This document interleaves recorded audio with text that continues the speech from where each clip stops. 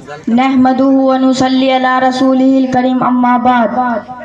میرے محترم دوستو، یہاں پر بیٹھے سبھی مہمان کرام، اساتذہ کرام اور میرے ہر دل عزیز ہم مکتب ساتھیوں، السلام علیکم ورحمۃ اللہ وبرکاتہ۔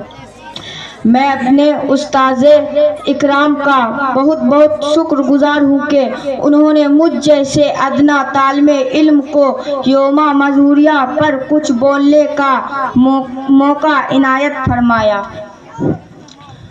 ملت اسلامیہ کے نوجوانوں، سرزمین ہندوستان کا چپا چپا اور گلستان ہند کا پتا پتا اور بوٹا بوٹا اس بات پر شاہد ہیں کہ ہندوستان کی مقدس سرزمین پر جب تن کے گورے مگر من کے کالے انگریزوں کا ناپاک سایہ پڑا تو یہ قوم ہندوستان کی تخت و تاج کا مالک بن بیٹھی۔ تو سب سے پہلے انگریزی اقتدار کے خلاف عالم بغاوت ہم نے بلند کیا۔ راہوں کی خطرات سے بے فکر ہو کر ملک کی آزادی کی تلاش میں ہم نے پھانسی کے پھندوں کو چوم کر منزل کا نشان پوچھا تو کبھی ملک کی آزادی کے لیے ہم نے اپنے جسموں کو لہو لہان کروایا، آگ کے انگاروں میں جانا پسند کیا۔ ہم نے اس ملک کی آزادی کے لیے خاطر برسر عدالت نغمائیں سنائی تو کبھی مالٹا کی کال کوٹریوں کو اپنا وطن بنایا۔ میرے محترم دوستو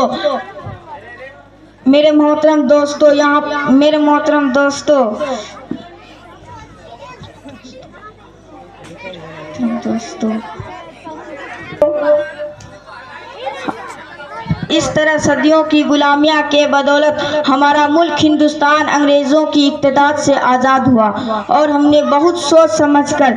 جمہوریت کو اختیار کیا کہ مختلف مذاہب وادیان نظریات و عقائد ہندوستان کی حقیقی دولت سے سرفراز ہو سکے۔ لیکن دوستو آزادی کے بعد یوں ملے وطن کے لوگ ہم سے جیسے بے حس باپ کوئی دوسری شادی کے بعد۔ ملت اسلامیہ کے غیور نوجوانوں، آپ تاریخ کو اٹھائیے اور مطالعہ کیجیے کہ آزادی کے بعد مسلمانوں کے ساتھ کس طرح کا رویہ اختیار کیا گیا ہے، ظلم استبداد کے کیسے کیسے ہتھیار استعمال کیا گیا ہے۔ تو کبھی گاؤں رکشا کے نام پر قتل عام کیا جاتا ہے، تو کبھی